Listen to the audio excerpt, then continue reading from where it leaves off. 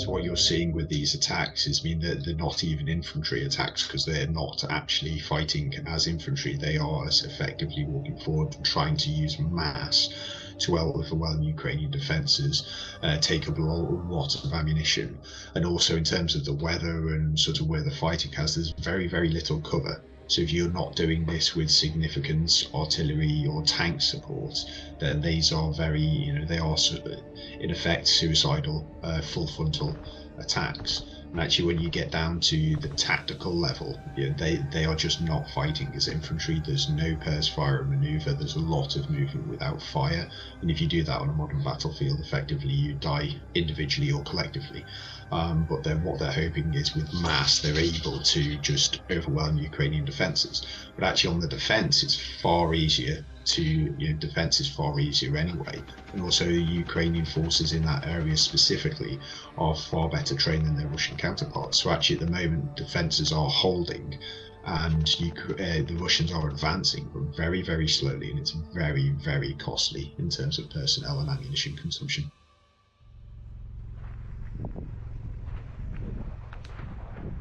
If they have the supply of personnel and they are able to recruit and use prisoners, which they have for a lot of their offences recently, I mean, it is sustainable in that sense.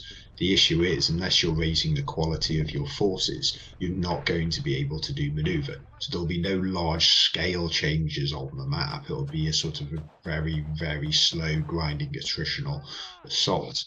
And again, as we saw in September with a very successful Ukrainian counterattack in the east, that Russia spent 3 or 4 months gaining all of this territory. They lost it in about 2 weeks because they couldn't hold the territory once they had it. And again, even Russians in the defensive have not actually been that impressive in that area. So yes, they can sort of keep going if they have bodies and rifles to give those bodies to push them forward, but they're going to be very, very slow to achieve their objectives in the east if it is the capture of the whole of the Donbass.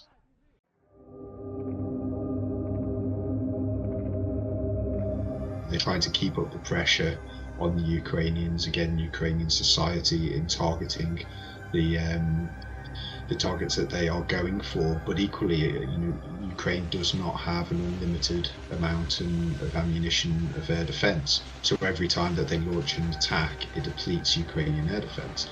And especially if you're doing drone attacks through, for example, the Shahed from Iran, which is quite cheap and inexpensive to operate, then you're actually also depleting more expensive equipment that the Ukrainians are using, which will leave Ukraine exposed in the future if the supply of weapon systems and ammunition don't continue.